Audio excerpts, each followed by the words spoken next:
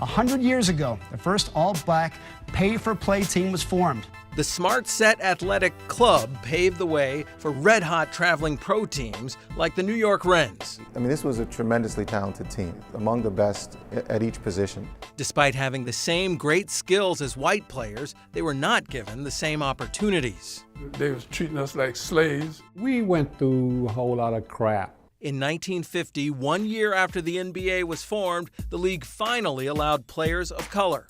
However, it's not a secret that they were allowed 2 black ball players per team, which meant even the most elite had to look elsewhere. Every black kid in America wanted to play with the Trotters. Carl Green was a member of the world-famous Harlem Globetrotters during the 1950s. But his roots came from watching and even playing with some of the best in the game when he was a teenager growing up in Harlem near City College. And they took to me, you know what I mean, because everything was physical. They swept to victory over the top teams of the nation. The 1950 City College team he's referring to is the only team in men's college basketball history to win both the NIT and the NCAA tournament in the same year. Carl and I met each other. We realized that we were joined at the hip. Charles Hoxie grew up in the same neighborhood as Carl Green. Believe it or not, the first time I saw a basketball, guess who was using it? Harlem Globetrotters. Hoxie went on to play ball at Niagara University.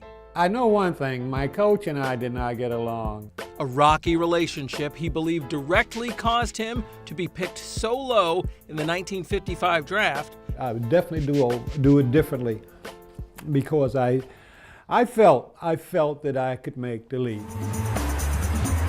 That's when he teamed back up with his buddy Carl, along with other top-notch talents like Herman Honey Taylor and Andy Johnson.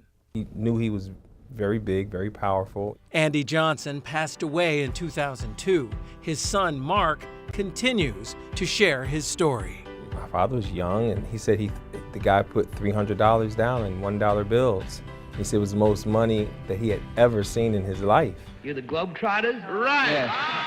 That 1955-56 Trotters team is still considered one of the best pro teams ever assembled, coached by the famous New York Rens player, Pop Gates.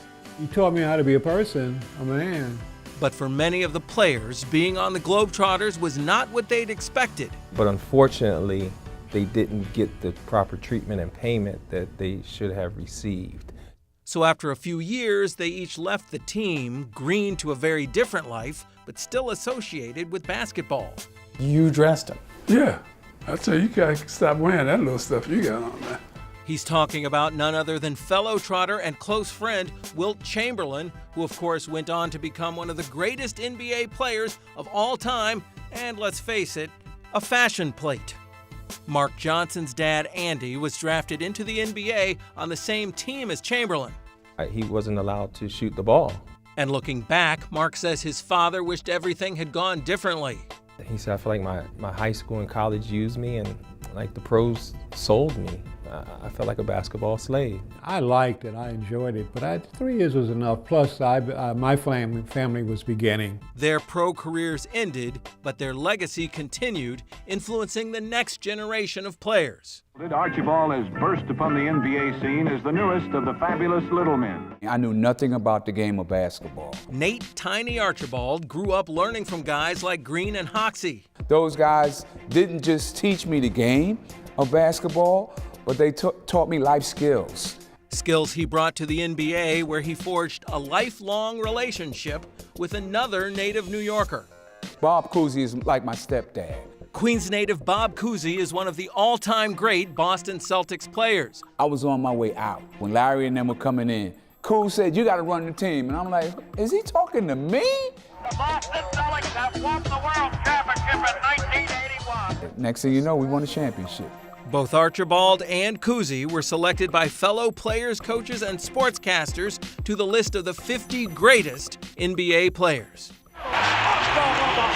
It was on the players' shoulders before them that LeBron, Kobe, and Carmelo got here, Barclays Center, and the Garden for All-Star Week. We want today's NBA players to really appreciate and understand it literally is not black and white. It was common ground that had to be forged and found.